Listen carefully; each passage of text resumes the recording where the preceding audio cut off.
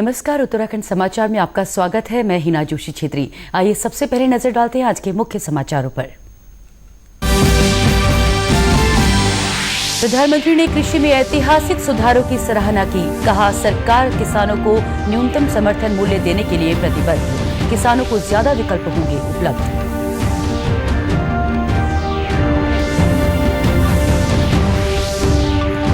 साढ़े 3 साल के कार्यकाल की मुख्यमंत्री ने गिनाई उपलब्धियां। बाजपुर के 8,000 परिवारों को राज्य सरकार ने दिया मालिकाना हक।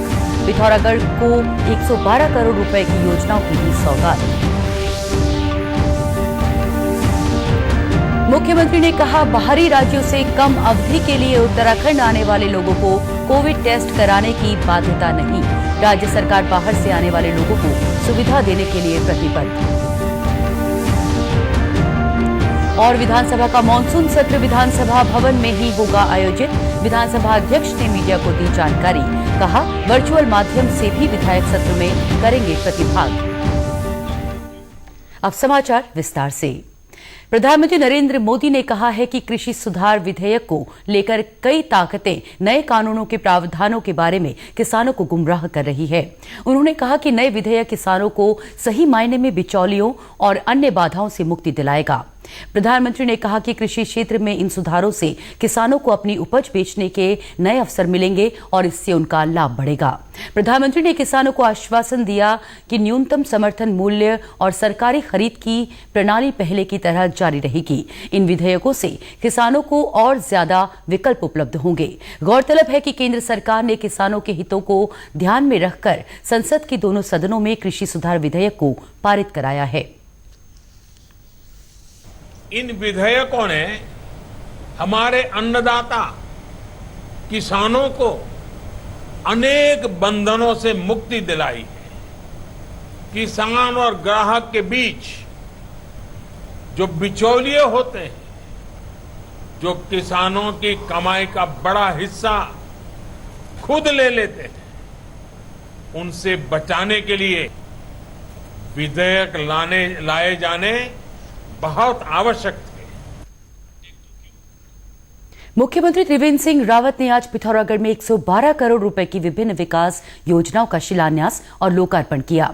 इस दौरान उन्होंने पिथौरागढ़ की बहुप्रतीक्षित मल्टी स्टोरी कार पार्किंग और नर्सिंग कॉलेज का निरीक्षण कर उसे जनता को समर्पित किया। मुख्यमंत्री ने कहा कि सीमांत जनपदों में विकास कार्यों के लिए धन की कोई कमी नहीं होने दी जाएगी। 10 करोड़ की होंगी और 30 करोड़ के आसपास की उदय सिंह मैदान में, उसमें भी 30 करोड़ की योजना का उधर लोकार्पण किया गया है। तमाम जो विकास कार्य हो रहे हैं, जनता देख सके कि उन पर जो भी खर्चा हुआ है वो खर्चे की जानकारी आम आदमी को मिल सके। इसलिए हमारा ये कहना है कि पूरी जो भी निर्माण कार्य हैं, चाहे सड़क हो, बिजली हो, पानी हो या कोई अन्य कार्य हो, तो डिस्प्ले होना चाहिए। 2 दिवसीय दौरे पर पिथौरागढ़ पहुंचे मुख्यमंत्री ने जिले के आपदाग्रस्त क्षेत्रों का दौरा भी किया। उन्होंने बंगापानी तहसील के बरम क्षेत्र में आपदा राहत शिविरों का निरीक्षण कर प्रभावितों को मिल रही सुविधाओं का जायजा लिया। मुख्यमंत्री ने कहा कि आपदा प्रभावितों को जल्द विस्थापित करने के लिए कार्रवाई की जा रही है। उन्होंने बताया कि प्रभावित परिवारों की मांग को देखते हुए उन्हें स्वयं मकान बनाने के लिए धनराशि देने पर भी विचार किया जाएगा। मुख्यमंत्री त्रिवेंद्र सिंह रावत ने राज्य सरकार के 3.5 वर्ष के कार्यकाल पूरा होने पर आज वर्चुअल प्रेस वार्ता को संबोधित किया। उन्होंने बताया कि सरकार ने अप्रैल 2017 से सितंबर 2020 तक विभिन्न विभागों के अंतर्गत कुल 7,12,000 से अधिक लोगों को रोजगार दिया है। उन्होंने बताया कि युवाओं और प्रदेश में लौटे प्रवासियों के लिए मुख्यमंत्री स्वरोजगार योजना प्रारंभ की गई है। वहीं राज्य की भावनाओं का सम्मान करते हुए गैरसैंण को ग्रीष्मकालीन राजधानी बनाया गया है। भविष्य की आवश्यकताओं, श्रद्धालुओं की सुविधाओं और इंफ्रास्ट्रक्चर के विकास की दृष्टि से चारधाम देवस्थानम बोर्ड का गठन किया गया है। तो वहीं अटल आयुष्मान योजना के तहत राज्य के सभी परिवारों को निःशुल्क चिकित्सा की सुविधा दी गई है। आगामी 3 माह में कैंपा के अंतर्गत 40,000 लोगों को आपको रोजगार देना है। मुख्यमंत्री स्वरोजगार योजना इसमें ऋण अनुदान की व्यवस्था है और इसमें लगभग 150 तरह के काम सम्मिलित हैं जिनके लिए आप इनके लिए ऋण ले सकते हैं। ऊधम सिंह नगर जिले के बाजपुर क्षेत्र के नगरीय सहित 20 गांवों की करीब 4,805 एकड़ भूमि की खरीद फरोख्त पर लगी रोक को हटा दिया गया है। मुख्यमंत्री त्रिवेंद्र सिंह रावत ने बताया कि बाजपुर के आसपास लंबे समय से निवास कर रहे लगभग 8,000 परिवारों को राहत दी गई है। मुख्यमंत्री ने बताया कि इन गांव वालों के पक्ष में प्रदेश सरकार ने अच्छी तरह विचार किया है। अब उन्हें वहां से बेदखल नहीं किया जाएगा। साथ ही उनके हक हकूक और खेती बाड़ी का अधिकार भी पहले की तरह ही जारी रहेगा। देखिए, अभी वहाँ पर 85 वर्ष से कुछ लोग रह रहे थे और ऐसे लगभग 8,000 परिवार ये बाजपुर के आसपास उन गांवों में रह रहे थे जिनको बेदखली के आदेश किए गए थे। आज उन्हें उनके जो अधिकार हैं वो उनको दे दिए गए हैं। 8,000 के लगभग जो परिवार हैं वो उस भूमि के मालिक होंगे, उस भूमि पर वो ऋण भी ले सकेंगे और जो पारंपरिक रूप से जो अपनी खेती कर रहे हैं उस खेती को भी कर सकेंगे। बता दें कि 8 महीने पहले भूमि की खरीद फरोख्त पर डीएम की ओर से रोक लगा दी गई थी। मुख्यमंत्री त्रिवेंद्र सिंह रावत ने स्पष्ट किया है कि बाहरी राज्यों से कम अवधि के लिए उत्तराखंड आने वाले लोगों को कोविड टेस्ट कराने की कोई बाध्यता नहीं है। उन्होंने बताया कि पिछले कुछ दिनों में तेजी से संक्रमित मरीजों की संख्या बढ़ने के कारण सरकार के ऊपर राज्य के लोगों का दबाव है। इसके बावजूद राज्य सरकार बाहर से आने वाले लोगों को सुविधा देने के लिए प्रतिबद्ध है। देखिए, उसके लिए हमने कहा है कि जो लोग 3-4 दिन के लिए आ रहे हैं उसके लिए कोविड टेस्ट की कोई ज़रूरत नहीं है और इसलिए उसको सरल बनाना चाहिए क्योंकि बीच में काफ़ी यहाँ पर संक्रमित पेशेंट्स की संख्या मिलने लग गई थी। जनता का भी दबाव है सरकार के ऊपर, अधिकारियों के ऊपर कि उसको हमको नियंत्रित करना चाहिए, लेकिन जो यहाँ पर आना चाहते हैं वो आए, उनका स्वागत है। वहीं कल रात जारी हेल्थ बुलेटिन के अनुसार प्रदेश में 1,192 कोरोना संक्रमण के नए मामले सामने आए। प्रदेश में अब कुल एक्टिव केसेस की संख्या 11,714 है, जबकि 24,810 लोग स्वस्थ हो चुके हैं। राज्य में कुल 460 कोरोना संक्रमित लोगों की मृत्यु हुई है।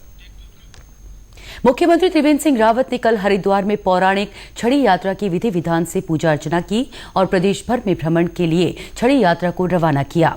ये छड़ी यात्रा उत्तराखंड के चारधाम सहित प्रदेश भर के मठ मंदिरों का भ्रमण कर 12 अक्टूबर को पुनः हरिद्वार लौटेगी। इस अवसर पर मुख्यमंत्री त्रिवेंद्र सिंह रावत ने कहा कि छड़ी यात्रा का मुख्य उद्देश्य उत्तराखंड की संस्कृति और पर्यटन को बढ़ावा देना है।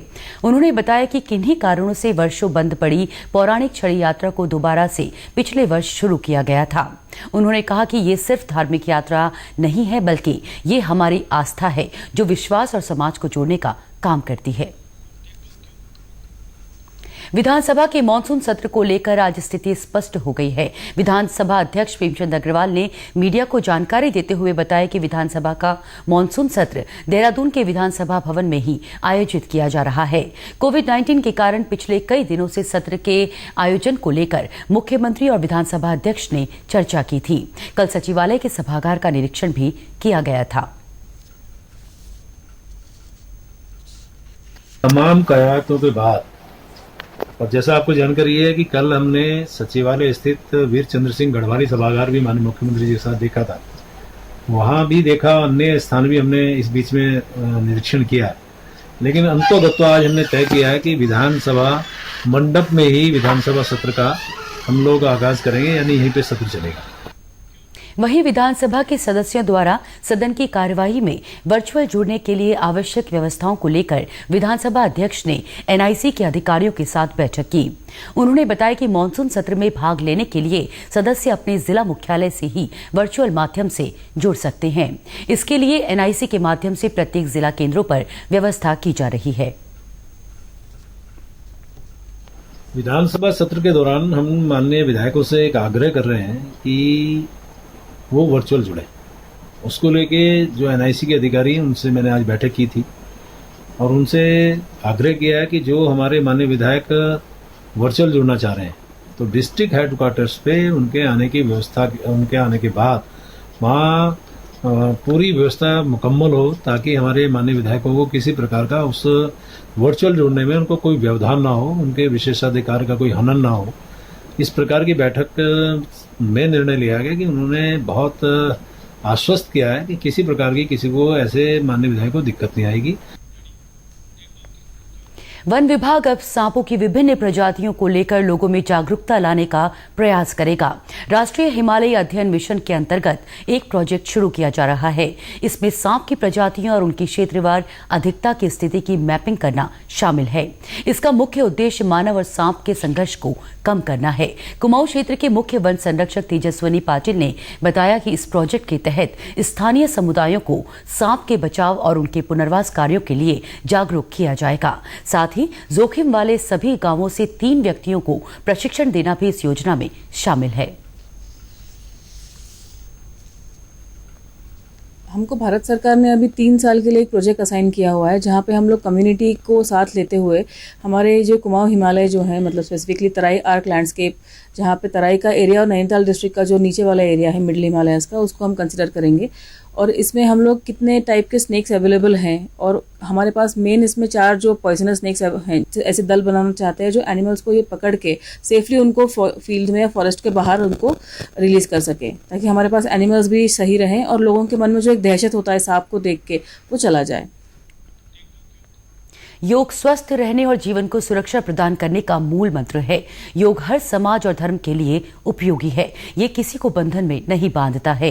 ऐसी ही बानगी हल्द्वानी में देखने को मिली जब मुस्लिम महिलाओं ने योग के माध्यम से स्वस्थ जीवन जीने का एक अनोखा संदेश दिया। कोरोना संक्रमण के चलते आज हर व्यक्ति अपने और अपने परिवार को स्वस्थ रखने की जद्दोजहद में लगा हुआ है। ऐसे में लोगों को योग ही सबसे उपयुक्त और सरल माध्यम नजर आ रहा है।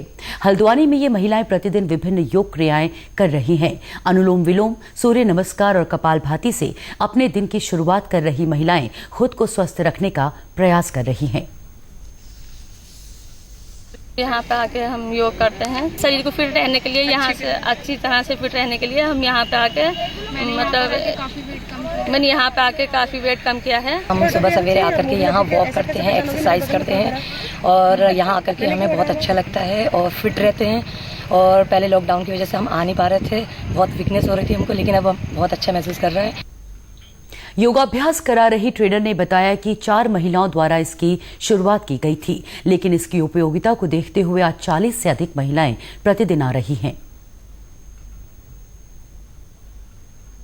के बाद हम योगा, कपालभाति, जानु मुद्रासन, वृक्षासन, योग और सूर्य नमस्कार इन सब से स्टार्ट करके हम अपनी एक्सरसाइज समाप्त करते हैं। और कभी और सब अच्छे से एक्सरसाइज करते हैं। मैं सबको एक्सरसाइज कराती हूँ और पहले हम 4 लोग थे और अब हम 40 हो गए और आगे भी बढ़ते जा रहे हैं। तो हम यहाँ सोशल डिस्टेंस को देखते हुए अपनी एक्सरसाइज पूरी करते हैं, दूरी पर रह के, मास्क लगाकर, सैनिटाइजर यूज करके, तब हम अपनी एक्सरसाइज पूरी करते हैं।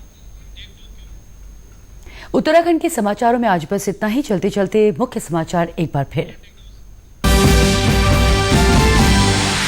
प्रधानमंत्री ने कृषि में ऐतिहासिक सुधारों की सराहना की।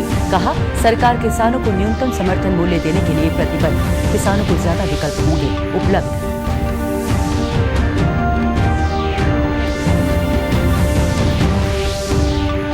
साढ़े 3 साल के कार्यकाल के मुख्यमंत्री ने गिनाई उपलब्धियां। बाजपुर के 8,000 परिवारों को राज्य सरकार ने दिया मालिकाना हक। पिथौरागढ़ को 112 करोड़ रुपए की योजनाओं की दी सौगात। मुख्यमंत्री ने कहा, बाहरी राज्यों से कम अवधि के लिए उत्तराखंड आने वाले लोगों को कोविड टेस्ट कराने की बाध्यता नहीं। राज्य सरकार बाहर से आने वाले लोगों को सुविधा देने के लिए प्रतिबद्ध। और विधानसभा का मानसून सत्र विधानसभा भवन में ही होगा आयोजित। विधानसभा अध्यक्ष ने दी मीडिया को जानकारी। कहा, वर्चुअल माध्यम से भी विधायक सत्र में करेंगे प्रतिभाग। इसी के साथ समाचार समाप्त हुए। नमस्कार।